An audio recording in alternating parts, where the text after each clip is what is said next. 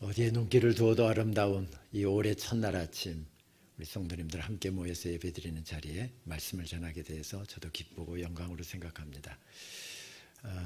주님 오시는 그날까지 결코 포기하고 중단해서는 안 되는 사역이 바로 주의 종들을 세우는 신학교육 사역입니다.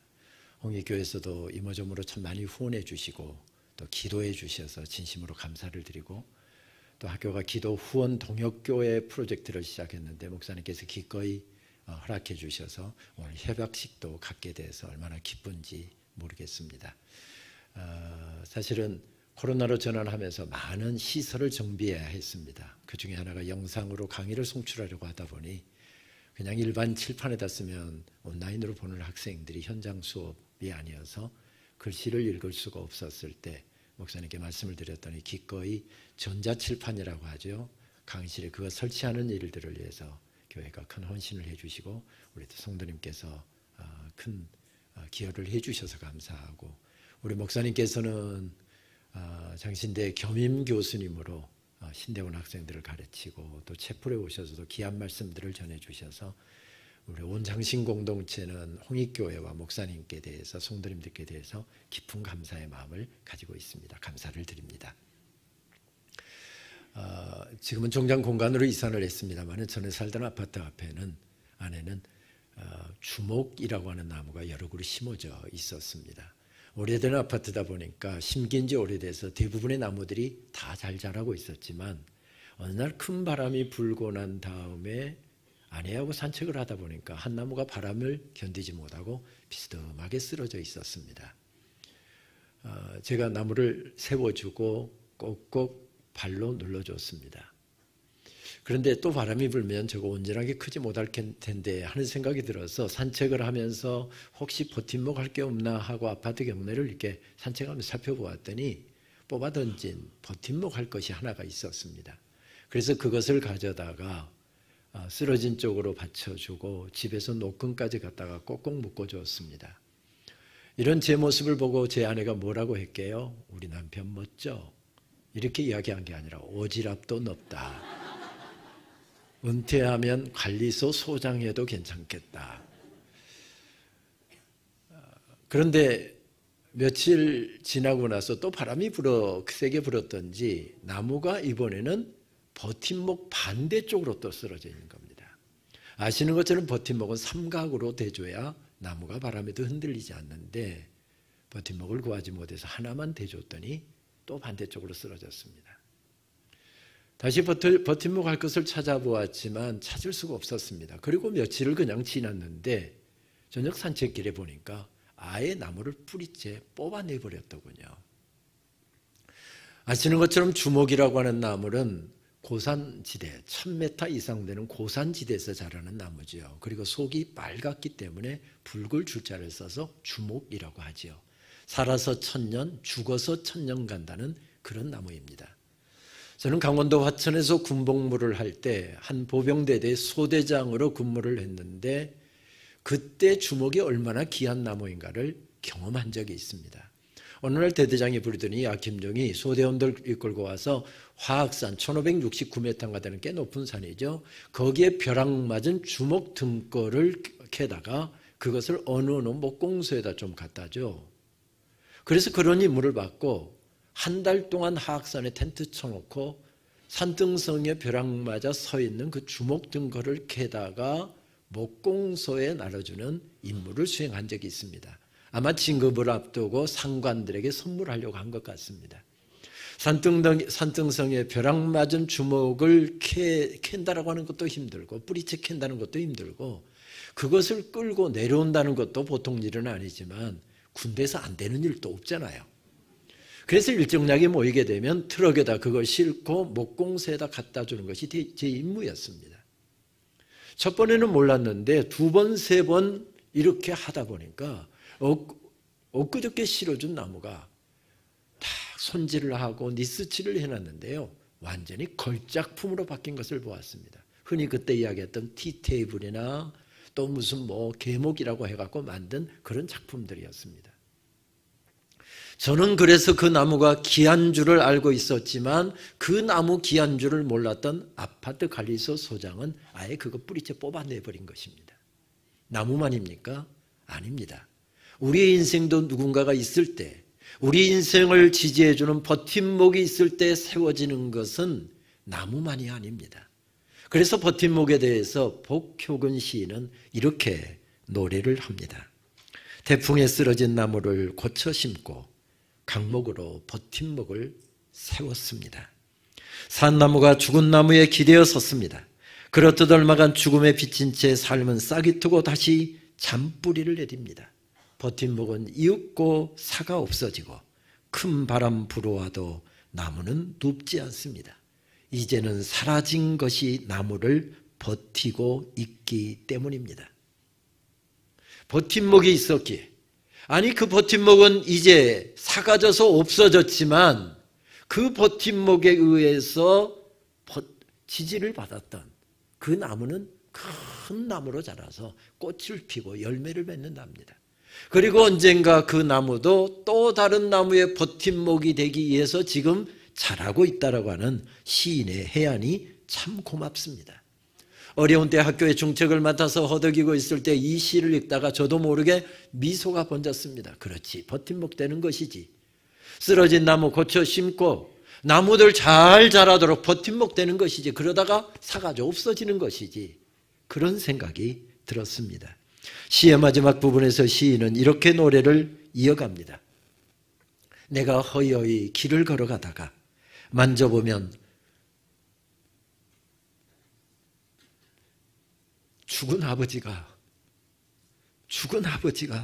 버팀목으로 만져지고 사라진 이웃들도 만져집니다. 언젠가 누군가의 버팀목 되기 위하여 나는 싹 틔우고 꽃 피우며 살아가는지도 모릅니다. 시인은 지금 우리의 기억을 소환하고 있습니다. 여기에 내 인생 우뚝 서 있는데 내 인생 가만히 만져보면 지금은 사가져서 세상 떠나 천국에 가신 아버지가 만져지고 어머니가 만져진답니다. 그렇게 버팀목이 있는 그곳에서 어린 나무는 큰 나무로 자라고 그리고 누군가를 또 버텨주는 버팀목이 된답니다. 그렇습니다. 가만히 돌이켜보면 그 버팀목이 있어서 오늘의 내가 있다라고 하는 사실을 다시 확인하게 됩니다. 민족이 무너지고 교회가 무너지고 있을 때 이런 버팀목의 역할을 가장 성실하게 감당했던 사람이 예레미야였습니다. 너무 시대가 어렵고 너무 그 사명이 중했기 때문에 울지 않고서는 그 사명을 감당할 수가 없어서 흔히 예레미야를 가리켜서 눈물의 설교자, 눈물의 예언자라고 이야기를 합니다.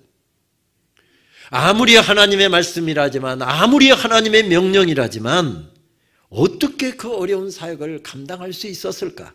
예레미야는 범접하기 어려운 설교자다. 전에 미국에서 한 학기 예레미야서를 몸부림치면서 공부할 때도 그런 생각이 들었고 또 이 말씀을 준비할 때도 들었던 생각은 그것이었습니다. 참 예레미야는 근접하기 어려운 그런 설교자고 사역자임에 틀림이 없습니다. 신흥강대국이 예레미야가 숨기고 있던 남한국 유다를 침공해 왔습니다. 파죽지세로 밀렸고요. 결국 예루살렘 성이 함락되었습니다. 성은 이제 불타고 있었고 교회는 무너져 내리고 있었고 수많은 젊은이들은 끌려갔습니다. 이 나라는 망했습니다. 이러한 즈음에 하나님의 말씀을 전했던 예레미야는 이렇게 가면 너희들 망한다, 매맞는다, 이런 심판의 메시지를 정하다 보니 설교하다가 돌을 맞은 적도 있고요. 설교하다가 멱살이 끌려서 내려간 적도 있고요. 지금 오늘 말씀을 보게 되면 그렇게 말씀을 전하다가 그는 감옥에 갇혔답니다. 30장에서부터 33장까지는 이렇게 심판의 메시지를 들려오다가 회복과 위로의 메시지를 전하고 있는 내용인데 그 끝부분에 해당되는 말씀이 오늘 본문의 말씀입니다. 본문의 말씀을 자세히 읽어보면 말씀은 시작하면서 무엇이 먼저 언급됩니까? 장소가 먼저 언급됩니다. 예레미야가 하나님의 말씀을 전하다가 시대들에 갇혀 있었다라고 하는 그런 장소가 먼저 언급되고 갇혀 있었음이라고 하는 상황이 먼저 설명되고 있습니다. 상황 소개가 끝난 다음에 바로 이어지는 말씀이 무엇입니까? 여호와의 말씀이 예레미야에게 임하였다 말씀합니다. 참 어려운 상황 가운데서 이런 말씀들이 펼쳐지고 있는데 예레미야 이것은 흔히 공식 문구라고 이야기합니다. 왜냐하면 계속해서 반복적으로 들려주는 말씀이기 때문에 그렇습니다. 여호와의 말씀이 예레미야에게 임하여 가라사대. 여러분 성경에 하나님의 말씀에 대해서 뭐라고 말씀해 주십니까? 하나님의 말씀이 들어가면 아무리 삶이 어려워도 아무리 상황이 어려워도 아무리 죽을 것 같아도 하나님의 말씀이 들어가면 살아난다. 이것이 성경의 약속입니다. 대표적인 말씀이 에스겔서 37장 말씀 아닙니까?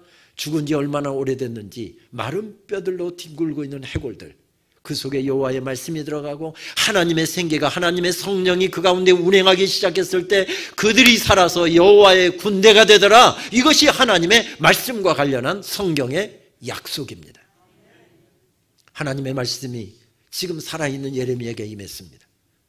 감옥에 갇혀있는 예레미야에게 임했습니다.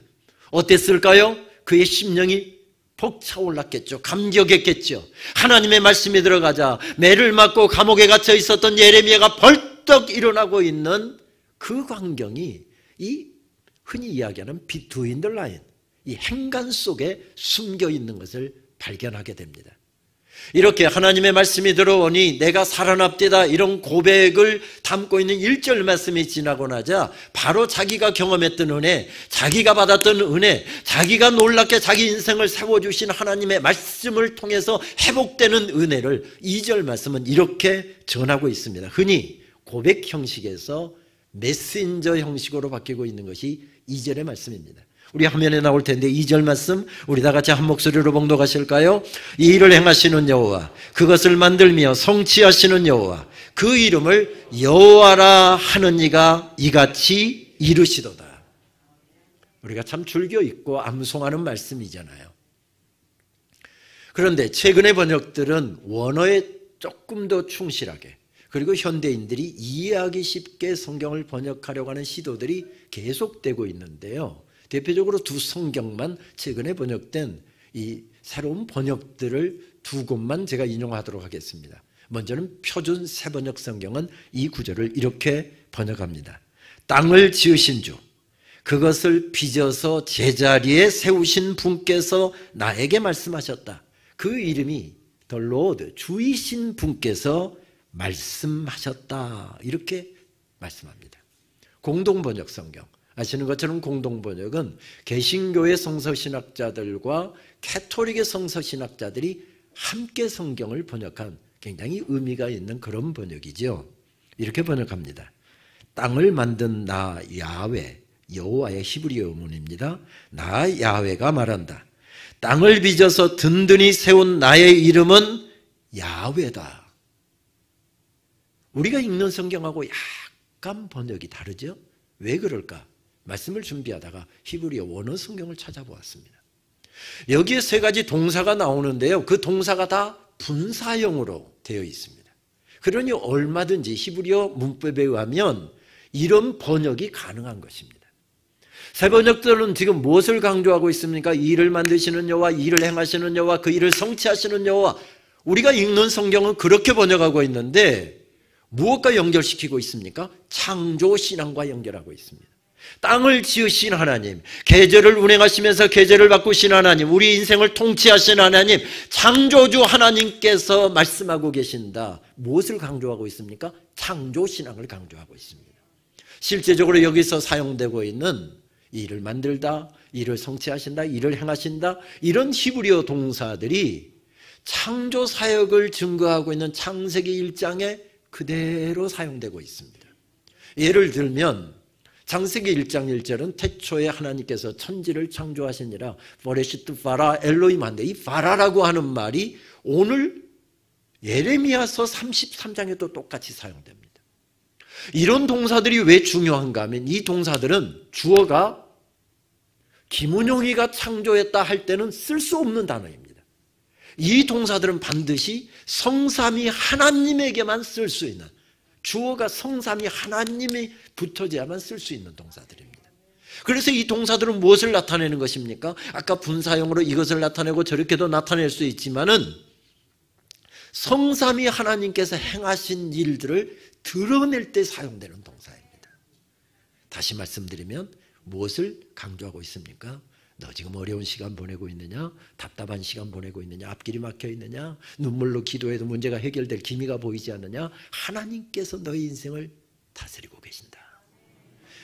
너의 인생을 만드신 하나님, 너를 구원하신 하나님께서 너의 인생을 지금 다스리고 계신다. 그분이 왕이시다. 그분이 주인이시다. 이 사실을 강조하고 있는 것을 발견하게 됩니다. 그렇습니다. 여러분, 인생길 돌아보십시오. 어려움이 없었습니까? 있었습니다. 답답한 일이 없었습니까? 있었습니다. 울 일이 없었습니까? 있었습니다. 억울한 일이 없었습니까? 답답한 일이 없었습니까? 있었습니다. 그런데 에베네셀 되신 하나님께서 여기까지 인도해 주셨습니다. 여호와 이레 되신 하나님께서 도우셔서 여기까지 도와주셨습니다.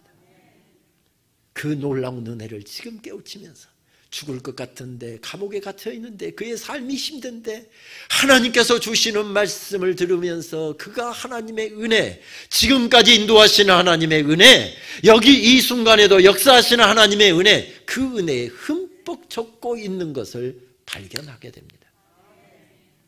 학교가 어려울 때, 참 지난 몇 개월 동안 제 인생도 어쩌면 역시 평생에 가장 힘든 시간을 보냈습니다. 억울하고 분하고, 제가 공인이 아니었으면 정말 법적으로 벌써 행동을 취할 그런 어려운 일들이 지난 몇 년 동안 제 인생에도 일어났습니다. 새벽에 엎드려 있으면 하나님께서 하나님 앞에서 얼마나 통곡하며 울었는지 모릅니다. 그때 하나님께서 제 입술에 담아주셨던 찬양이 송경민 씨가 작사 작곡한 은혜라고 하는 찬송이었습니다. 하나님께서 그 찬송을 부를 때 제 마음을 어루만지시는데, 지금까지 허락하신 하나님의 은혜를 떠올리니까 오늘 문제가 아무 문제가 되지 않았습니다. 그래서 그 은혜를 내 가슴에 채우고, 하나님의 은혜를, 제가 그 은혜에 대해 민감해지기 위해서 그 찬송을 지난 몇 달 동안 새벽에 눈을 떠서 다시 눈을 감는 저녁 시간까지, 어느 때는 하루 종일 그 찬송을 따라 불렀고요, 하루 종일 그 찬송을 들으면서 하루를 보냈습니다. 비서실 직원들이, 아이고 우리 총장님은 어제도 하루 종일 저 찬송 듣더니 오늘도 하루 종일 듣고 있고 질리지도 않나, 그런 소리 할까 싶어서 볼륨을 줄이기도 하고 이어폰을 꺼내서 들으면서도 하루 종일 이 찬양을 들어야 했습니다. 그때 제 영혼이 살아나는 것을 경험했기 때문이었습니다.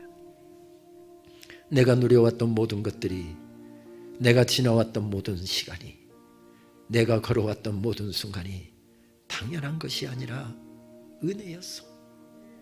아침 해가 뜨고 저녁에 노을, 봄의 꽃향기와 가을의 열매, 변하는 계절의 모든 순간이 당연한 것이 아니라 은혜였어. 내가 이 땅에 태어나 사는 것, 어린아이 시절과 지금까지 숨을 쉬며 살며 꿈을 꾸는 삶, 당연한 것이 아니라 은혜였어. 내가 하나님의 자녀로 살며 오늘 찬양하고 예배하는 삶, 복음을 전할 수 있는 축복이 당연한 것이 아니라 은혜였어. 모든 것이 은혜, 은혜,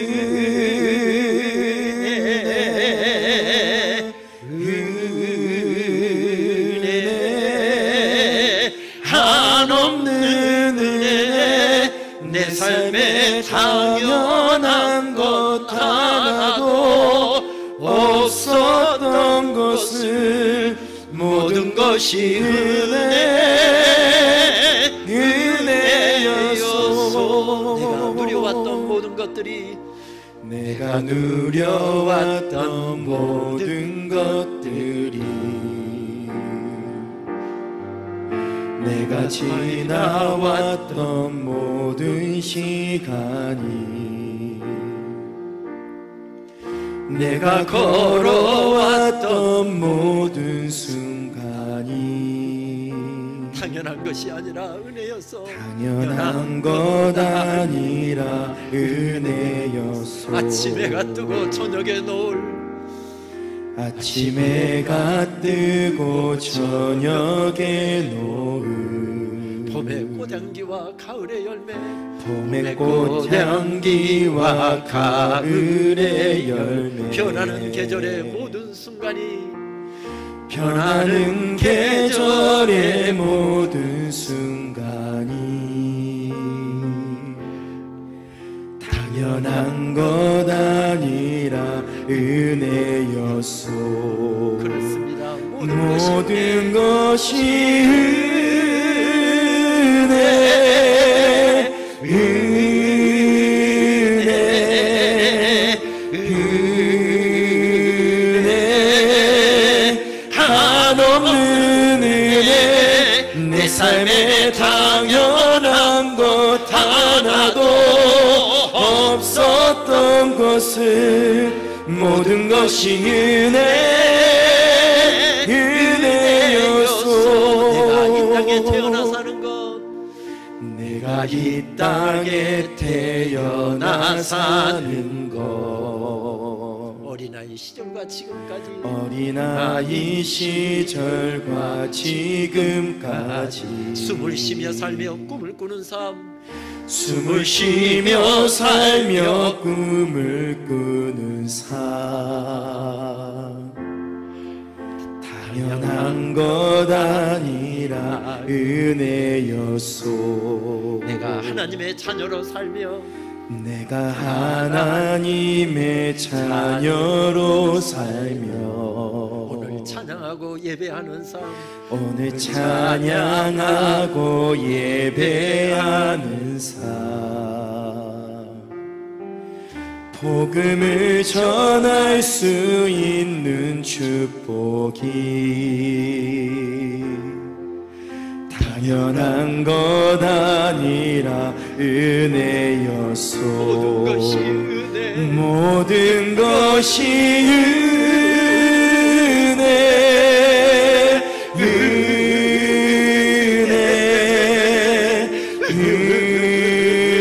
은혜, 한없는 은혜. 내 삶에 당연한 것 하나도 없었던 것을 모든 것이 은혜, 은혜였소. 그렇습니다. 죽을 것 같은데, 내 인생 이대로 끝난 것 같은데 하나님의 말씀이 들어오고 하나님의 말씀이 깨우쳐 주시는데 은혜, 은혜, 은혜, 은혜, 모든 것이 은혜였음을 깨닫게 됩니다. 그리고 예레미야가 벌떡 일어나서 새로운 사실로 3절 말씀을 보면 연결시키고 있는 것을 발견하게 됩니다. 우리가 잘 아는 말씀이죠. 3절 말씀 같이 한 목소리로 봉독하시겠습니다. 너는 내게 부르짖으라.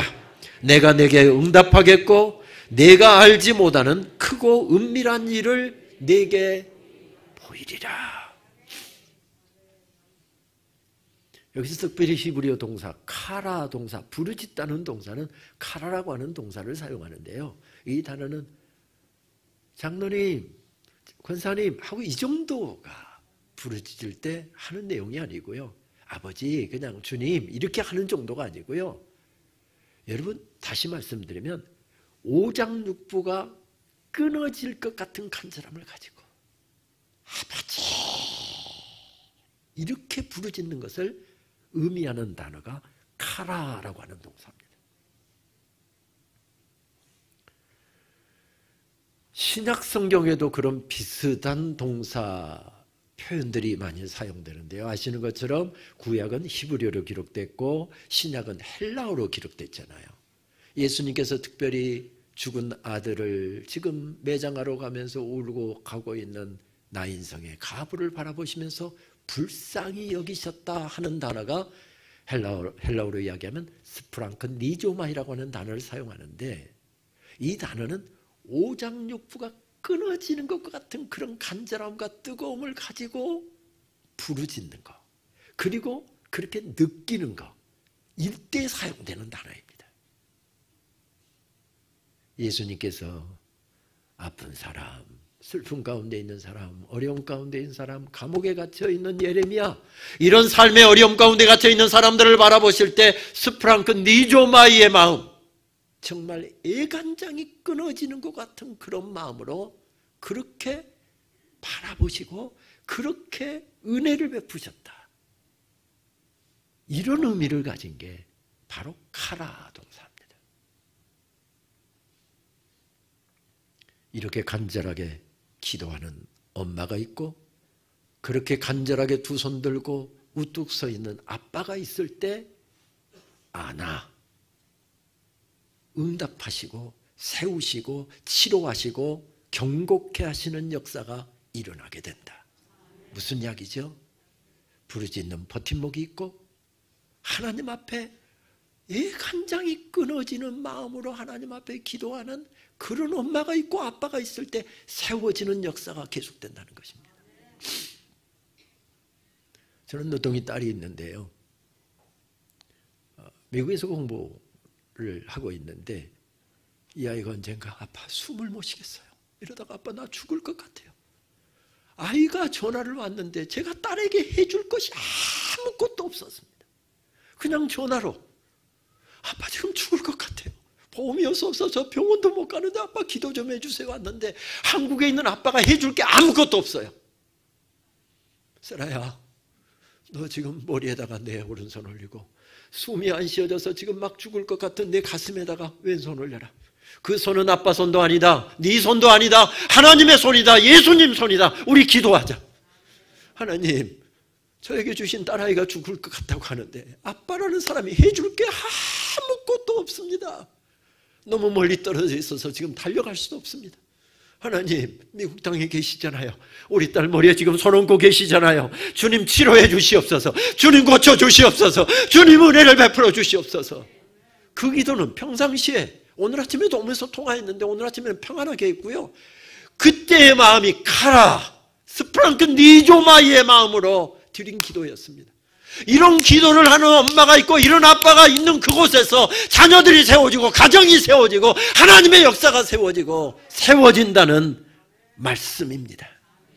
그렇습니다. 한 번도 경험해보지 못하는 크고 은밀한 일, 비밀한 일들을 내 인생 가운데 허락해 주실 것이다. 그런 약속의 말씀이 오늘 3절의 말씀입니다. 사실 교회의 역사를 보든 하나님의 역사를 보면 언제나 이런 역사입니다. 그것은 우리 홍익교회의 역사이기도 하잖아요. 목사님께서 새벽에 정말 성도들을 위해서, 교회를 위해서 정말 오장육부가 끊어지는 것 같은 애간장이 타는 마음으로 눈물로 기도하셨던 목사님과 사모님이 기도하셨던 그 기도 때문에 세워진 교회이고, 우리 장로님들이 그렇게 섬기고 기도하고 그렇게 헌신하셨던 역사가 우리 교회의 역사잖아요. 권사님들의 눈물의 기도의 역사잖아요. 어쩌면 그 이야기 하려고 하면 몇 달, 몇 년이 걸려도 못할지도 모르겠습니다. 그런 역사입니다. 500년 동안 이어져 왔던 이 나라가 바로 무너져 내리고 있는 풍전등화와 같이 서 있던 때에 하나님께서는 평양 땅에 미국 북장로교 선교사의 작은 사랑방에서 작은 학교 하나가 시작되게 하셨습니다. 학생 딱 2명이었습니다. 그리고 6년 후에 그 학교는 첫 졸업생 7명을 배출합니다. 이름하여 길선주, 양전백, 서경조, 한석진, 송인서, 방기창, 이기품, 우리 귀에도 익숙한 우리 교단의 최초의 목사님들이자 우리 한국교회 최초의 목사님들이었습니다. 이분들의 졸업할 때 당시 나이를 조사해 보았습니다. 38살짜리가 1명, 40살짜리가 3명, 58살짜리 대학을 졸업하는데 58살짜리도 2명이나 있었습니다. 왜 나이에 우리가 주목을 하게 되는가 하면 그때 한국 남자의 평균 수명이 만 40이었습니다. 2년이라도 써먹을 수 있는 사람은 몇 사람입니까? 딱 한 사람밖에 없습니다. 나머지는 언제 폐기 처분될지 모르는 기대가 안 되는 그런 존재들이었습니다. 그런데 이들이 전국 교회로 흩어졌습니다. 선교사들이 와서 복음을 전하고 교회가 세워졌잖아요. 아직 어린 교회입니다. 교인들도 아직 말씀에 대해서 그때 이렇게 성경이 묶어진 성경이 있었던 것도 아니고요. 모두가 다 어린 성도들이었습니다. 그런데 그들을 가슴에 품었습니다. 교회가 어렵기에, 나라가 어렵기에 그들은 새벽 기도를 시작했고요. 새벽마다 하나님 앞에 눈물로 기도했습니다. 그때 하나님께서 이 땅에 부흥의 역사를 허락해 주셨고, 한국교회는 2000년 예수님 승천하신 이후 2000년 동안 펼쳐져 온 선교 역사 가운데서 가장 놀라운 교회 성장과 부흥을 경험한 교회로 현재까지는 기록되고 있습니다. 뭐 때문이었습니까? 기대가 되지 않는 인물들이었지만 그들이 교회의 버팀목이 되었기 때문이었습니다. 아무래도 이 작은 학교의 버팀목이 되어주셨던 분들은 한국교회 성도들이 아니었습니다. 초기에는 미국 남장로교회 교인들, 북장로교회 교인들, 캐나다 장로교회 교인들, 그리고 호주 장로교회, 빅토리아 장로교회라고 했죠. 그 교회 교인들이 1불, 2불 먹을 것 먹지 않고 가고 싶은 것 가지 않고 입고 싶은 것 입지 않으면서 그것을 전략해서 이 작은 학교에 장학금을 보내줬고 성교비를 보내주어서 여러분들이 지금 필리핀에 그러고 여러 선교사에 지금 하고 계시는 것처럼 그들이 버팀목이 되어졌기 때문에 이 학교는 이 주의 종들을 배출하는 사명을 계속해 왔습니다.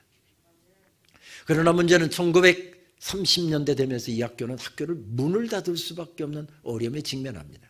왜냐하면 1919년에 있었던 3.1 운동에 이 학교 재학생들과 졸업생들이 대거 역할을 했고, 심지어는 그 학교의 초대 교장이었던 분은 서구사회 일제의 만행을 알리고 그 집 지하실에서 옛날에 그 철필로 그래서 가르방으로 인쇄한다고 했잖아요. 독립신문을 그 집 지하실에서 만들어서 이게 한 것이 발견이 되면서 끊임없는 암살 위협에 시달려야 했습니다.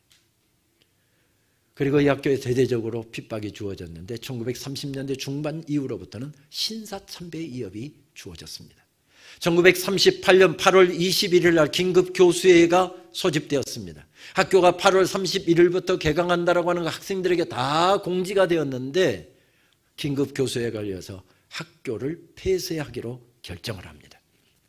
800만 잡신들에게 예배하고 경배하기보다는 우리는 차라리 학교 문을 걸어 잠그겠다.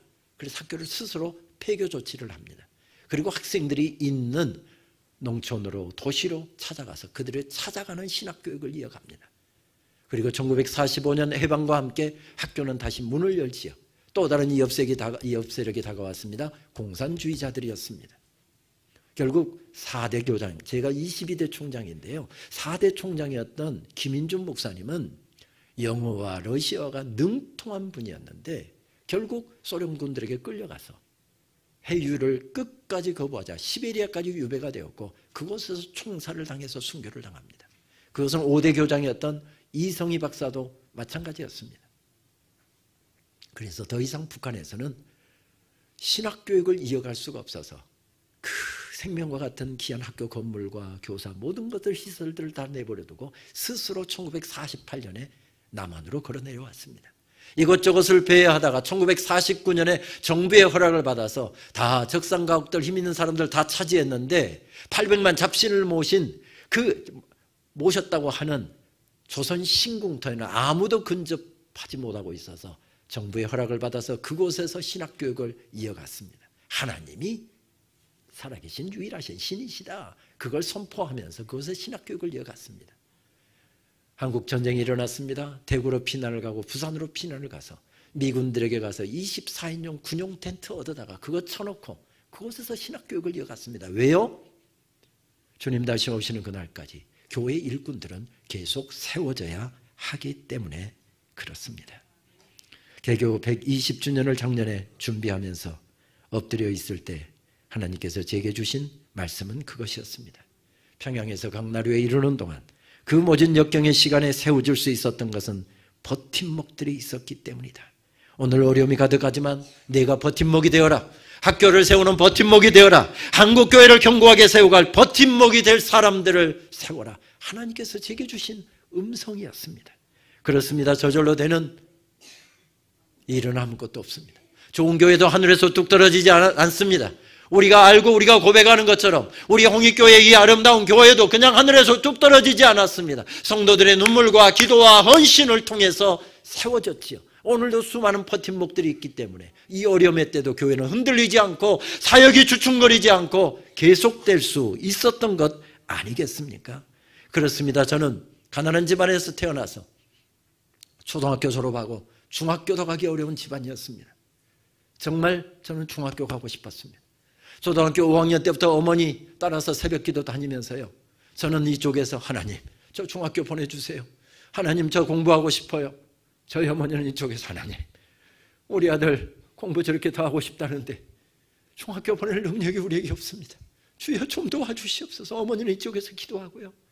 그래서 저 중학교 갔습니다. 전부 잊어버렸습니다. 총장이 된 날에도 저는 총장에 대한 야망도 없었고 거기에 대한 마음이 없었던 사람이었습니다. 그런데 이사회에서 학교가 어려우니 책임을 맡아달라. 그래서 이사들이 나서서 총장으로 세워주셨는데 가만히 돌이켜보니까 총장할 마음도 없었고 관심도 없었고 능력도 부족한 사람인데 세워주신 게 보니까 어머니의 기도 때문이더라고요. 그래서 총장 되고 난 다음에 어머니 산소에 찾아가서 어머니 기도 때문에 제가 총장까지 됐습니다. 저절로 되는 일은 없습니다. 기도하는 엄마가 있고 기도하는 아빠가 있을 때 세워지는 역사는 계속된답니다. 버팀목이 있을 때, 버팀목이 견고하게 서 있을 때 하나님의 사역도 하나님의 교회도 가정도 그리고 우리 사랑스러운 자녀들도 세워지는 역사가 계속된답니다. 적어도 애간장이 끓는 마음으로 자녀들을 위해서 눈물로 기도하는 엄마가 있고 아빠가 있을 때 세워진다. 이것이 하나님의 오늘 약속의 말씀입니다. 저는 미국에서 함께 공부할 때 만났던 한 목사님이 저에게 했던 이야기가 아주 오랜 시간이 지났는데도 아직도 제 뇌리에 남아 있습니다. 그분은 가난한 집에서 태어나서 대학을 진학할 수 없는 가정이어서 해군사관학교에 응시를 했는데 합격이 되었습니다. 신체도 건장하고 정말 장교되기에 딱 좋은 체격을 가지고 있는 사람이어서 우수한 성적으로 1학년, 2학년, 3학년 마쳤는데 4학년 1학기가 딱 시작될 즈음에 폐결핵이 발병을 했습니다. 폐결핵은 전염성이 있잖아요. 바로 후송 조치가 됐습니다. 6개월 동안 기도하고 약 열심히 복용하고 운동하고 막 그렇게 했더니 6개월 만에 완치 판정을 받고 다행스럽게 4학년 2학기가 시작되는 바로 그때에 복교를 했습니다. 그런데 해군사관학교 교장이 새로 왔는데 교장은 흔히 투스타, 소장이 하죠. 그런데 이 보고를 했더니 교수부장이 보고를 했더니 야 6개월 동안이나 후송 갔다 온 사람이 온전한 해군 장교 될 수 있겠어? 잘라. 해군사관학교 역사상 질병 때문에 후송 갔다 왔는데 완치 판정을 받고 왔는데 그렇게 학교에서 잘린 것이 처음이었답니다. 그 친구는 이제 6개월이면 인간하는데 동기들은 인간하는데 학교에서 태교 조치를 당해서 시골의 고향교회 마룻바닥에 엎드려서 통곡을 했답니다. 하나님 내 인생은 왜 이렇게 꼬아버리십니까? 하나님 왜 내 인생은 이렇게 꼬아버리십니까? 날마다 새벽마다 저녁마다 엎드려서 그 기도만 드렸답니다. 그랬더니 하나님께서 주신 음성 세상의 지휘관 되지 말고 영적 지휘관 되어라. 그 음성을 들려주셔서 저 장신대 진학을 했습니다. 비싼 데 공부를 안 해서 저는 그 목사님 모르고 살았습니다. 그러다가 콜롬비아에서 석사과정을 할 때 그 목사님을 만났습니다. 얼마나 열심히 공부하고 독서량도 얼마나 많고 얼마나 넓게 공부를 하는지. 그런데 석사 마치고 저는 바로 박사과정에 억셉트가 되었는데 그 친구는 박사과정에 응시는 여러 학교에 서류를 냈는데 박사과정에 억셉트를 받지 못했습니다. 그래서 재수하고 삼수하고 그리고 4번째 도전할 때 제가 그 친구한테 그랬습니다. 미국에 좋은 학교만 욕심내지 말고 캐나다에도 좋은 학교 있으니까 특별히 토론토 대학교 어드미션 잘 주는 학교니까 그쪽에 한번 어플라이를 해봐라. 그쪽에 서류 냈는데 미국에서는 다 거절됐는데 이 학교에서만 됐습니다. 그래서 4년 만에 박사과정을 시작했으니 얼마나 기뻤겠습니까? 정말 열심히 공부하는 모습을 보았습니다. 제가 토론토 대학에도 찾아갔었거든요. 그런데 코스석을 다 마쳤는데 학교의 정책이 바뀌면서 또 학교에서 코송 마치고 퇴교 조치가 됐습니다. 그리고 그 목사님은 바로 40일 금식 기도에 들어가더군요. 그러면서 제게 했던 이야기, 저는 김 목사님이 부럽습니다. 저는 김 목사님이 부럽습니다. 저는 그때 석사 바로 마치고 박사과정 해서 그 친구 박사과정 공부 시작할 때 저는 코송 마쳤고요, 종합시험 마치고 어학시험 마치고 프로포절까지 다 마치고서 논문을 쓰고 있었습니다. 그래서 김 목사님이 부럽습니다 라고 한 이야기가 아니었습니다. 자기들은 고등학교 때 예수 믿고 사모님도 고등학교 때 예수 믿어서 결혼하고 평생을 눈물로 기도해서 목사가 된 다음에 공부할 때 어머니, 목사는 어머니의 기도를 먹고 자란다는데 어머니의 기도가 없어서 제 인생이 이렇게 퍽퍽한 것 같아요. 어머니 교회 나가면서 저 좀 이어서 기도해 주세요. 그 말에 어머니가 감동을 해서 교회를 나왔는데, 여러분 교회 나오시는 모습 보면은 알잖아요. 이렇게 나오시면 뭐죠? 장로님입니다. 그런데 이 성경책은 무거우니까 이거 놔두고 성경책 하나만 들고 오는데, 성경책 이렇게 들고 오시는 분 있죠? 이분은 이제 막 신앙생활 하신 분입니다. 그분 표현에 의하면 우리 어머니는 교회는 나가는데 성경책 하나 들고 이렇게 나가는 분인데, 우리가 기도하지 어머니가 저에서 기도를 그렇게 많이도 안 했고 깊게도 안 하고 있어서 내 인생이 이렇게 힘드는데, 목사님 어머니는 새벽마다 기도하신다는데, 목사님 장모님은 7 딸들이 다 주의 종 되게 해달라고 그렇게 기도하신다는데, 그러면서 한 이야기가, 저는 김 목사님이 부럽습니다. 그래서 제가 그랬습니다. 목사님 딸들은 다 잘 될 것입니다. 그 이야기가 벌써 30년 전의 이야기인데요, 목사님 딸들 다 잘 됐습니다. 버팀목이 있으면 세워진답니다.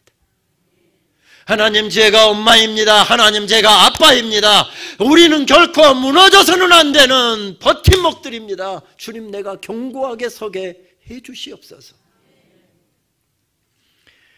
사실은 자세히는 말씀을 드리지 않았지만 지난 3년 동안 장로의 신학대학교는 안에서는 평안했지만 밖에서 한 가지 교수들과 학생들이 앞장섰던 한 가지 일 때문에 학교가 외부로부터 엄청난 공격에 시달려야 했습니다. 그러다 보니 또 코로나로 겹치면서 후원들 다 끊어지죠. 학교에 갑작스럽게 생각지도 않은 중책을 맡아서 하나님 앞에 엎드려 간절하게 기도하는데, 학교는 당연히 예배, 새벽기도 다 온라인으로 진행되고 있었습니다. 지역교회도 다 그렇게 하고 있어서 새벽기도를 좀 나가서 교회당 가서 기도하고 싶은데 새벽기도 하는 교회가 없어서 주변에 서재에 엎드려서 기도를 했습니다. 언젠가 새벽기도 때 하나님께서 모세를 갈대상자에 담았다는 그 말씀을 제 기도 가운데 깨닫게 해주셔서, 하나님 모세를 갈대상자에 담았듯이 우리 학생들을 갈대상자에 담아서 이 어려움의 때 잘 키우고 싶습니다. 하나님 좀 도와주십시오. 학교를 위한 기도가 유난히 간절했던 아침에 기도를 마치고 서재에서 딱 눈을 떴는데, 제 눈에 제일 먼저 들어왔던 것은 제 서재에서 자라고 있는 파피루스 사진이었습니다. 이집트에서 가져온 것인데, 이 수생식물이잖아요. 물을 항상 넉넉하게 공급해 줘야 되는데 제가 바빠서 아마 물 주는 것을 깜빡했던 모양입니다. 노랗게 잎이 밖에 있었습니다. 그래서 그걸 가위로 전부 다 잘라냈습니다. 그리고 이게 부피를 줄여서 말려서 버리려고 베란다에다 늘여놨는데, 기도 마치고 나자 저 사진은 지금 제 베란다에 늘려놓았던 그 파피루스 사진입니다. 아, 저것을 엮어서 모세를 담은 갈대 상자를 엮었구나. 순간적으로 저거다라고 하는 영감을 주시는데, 저거다. 그래서 출애굽기 2장 말씀을 살펴보았습니다. 보니까 상자라고 번역된 단어가 테바라고 하는 단어를 사용하더군요. 그래서 히브리어 테바에 대해서 연구를 해보니까 성경에 딱 2번 나온다는 것을 발견했습니다. 창세기 6장에서 노아 방주를 지칭할 때 방주라고 한 번은 번역됐고 한 번은 상자라고 번역이 됐습니다. 요게벳이 눈물을 엮어서 아들을 살릴 방주를, 저 작은 칼대 파피루스 칼대 하나를 엮어서 역청을 바르고 거기다 아들을 담았구나. 이 작은 상자가 아들을 살려줄 것이라고 생각해서가 아니라, 하나님이 이 아들을 하나님 손에 맡깁니다. 하나님 내 힘으로 더 이상 키울 수가 없어서, 내 힘으로 어떻게 지켜낼 수가 없어서 하나님 손에 맡깁니다. 하나님 이 아이들 책임져 주시옵소서. 책임져 주시옵소서. 스프랑크 니조마의 정신, 그 마음으로 하나님 앞에 부르짖었더니 그 아들을 그렇게 위대한 민족의 지도자로, 교회의 지도자로 세우셨구나. 하나님 감사합니다. 감사합니다. 이거 바로 시작하겠습니다. 그리고 시작했던 게 테바 프로젝트였습니다. 하나님께서 얼마나 기가 막힌 이 통찰력을 주시는지 감사하고 막 울고 있는데 하나님께서 제 마음속에 이 프로젝트의 캐치프레이즈까지 제 마음에 주셔서 막 메모를 했습니다. 그거 그대로 읽겠습니다. 장신대에는 세워야 할 어린 모세들이 참 많이 있습니다. 월 1만 원, 커피 2잔만 아끼셔서 선지동산에 보내주시면 모세와 같은 영적 지도자가 우뚝 세워질 것입니다. 여러분 별로 공감을 안 하시는데 이거 하나님께서 제게 주신 거라니까요. 여러분 마지막 문장이 모세를 넣어서 그런 것 같아요. 아까 모세 좀 어색했잖아요. 제가 다시 바꿔서 할게요. 커피 2잔만 아끼셔서 선지동산에 보내주시면 손철구 목사님과 같은 영적 지도자가 쏟아져 나올 것입니다. 이제서 아멘이 나오네요. 그렇습니다. 버팀목들이 필요하기 때문에 소액 기부 운동을 시작했습니다. 또 하나는 교회가, 우리는 교회를 위한 신학을 하고 있는데 교회를 어떻게 세울 것인지 우리의 장신들은 철저하게 교회를 위한 신학을 하고 있습니다. 그런데 교회 일꾼들을 어떻게 키웠는가 하고 보았더니 함께 했더라고요. 바울이 대단한 인물이었지만 혼자 하지 않고 옆에 의사 누가가 있었고 에바브로디도가 있었고 디도가 있었고 디모데가 있었고 함께 했더라고요. 아, 교회들하고 함께 하자. 함께 하자. 그래서 시작한 게 기도 후원 동역교회 프로그램이었습니다. 학교가 문을 닫고 있어서 어느 날 새벽에 4시쯤에 눈이 떠졌습니다. 개강을 앞두고 어떻게 학교를 이끌어갈까 기도하고 싶은 생각이 들어서 오늘 학교 가서 좀 기도해야 되겠다. 4시 반에 학교에 도착했습니다. 채플에 가서 기도하려고 봤더니 채플이 꽁꽁 닫혀 있었습니다. 다른 데는 열려져 있는데 벌써 2년째 학교가 문을 닫아 있으니까 문을 닫아 놓은 것 같습니다. 경비들 깨어 있으니까 경비들 와서 문 열라고 하면 되지만 총장이라는 사람이 새벽 4시 반에 나타나서 문 열어라 문 닫아라 갑질한다고 할까 싶어서 그냥 총장실로 올라갔습니다. 그래서 지난 가을 학기부터 체프를 현장에서 시작하고 새벽 기도를 현장에서 시작했습니다. 아, 이 어려울 때 기도가 필요하구나. 그래서 시작한 게 기도 후원 동역교회입니다. 감사한 것은 우리 홍익교회에서 장신대 기도 후원 동역교회가 되어주시기로 해서 오늘 특별히 설교를 초청해 주시고 그거 소개해 달라고 해서 오늘 제가 달려왔습니다. 기도 후원 동역교회는 다른 것이 아닙니다. 장신대 기도 제목을 보내면 일주일에 한 번 정도 우리 합심해서 기도의 자리에서 장신들을 위해서 기도해 주시는 것입니다. 그러면 우리는 홍익교회 이달에 있을 행사 긴급한 기도 제목을 받아서 우리도 매일 체프를 하고 매일 새벽 기도하니까 학생들과 함께 홍익교회를 위해서 기도하는 거. 흔히 기도한다 해놓고 나서 말로만 이야기하고 기도하지 않는 거 협정하자. 우리도 기도하겠다. 그래서 한 50개 교회를 선정해서 시작합니다. 여러분 기도해 주십시오. 우리도 홍익교회를 위해서 기도하겠습니다. 그렇습니다. 무너져 내리고 있는 민족의 상황, 교회 상황 가운데서 예레미야에게 말씀 주시고 은혜에 대한 감격을 새롭게 하셔서 예레미야를 벌떡 세우시고 지금 어려움 가운데 있는 성도들에게 예레미야를 통해서 주시는 말씀은 그것이었습니다. 우리는 결코 쓰러져서는 안 되는 버팀목들입니다. 우리는 결코 쓰러져서는 안 되는 버팀목들입니다. 기도하시겠습니다. 하나님, 어려움의 때를 지나가며 주님께서 주시는 말씀으로 가슴을 채웁니다. 하나님, 버팀목 되겠습니다.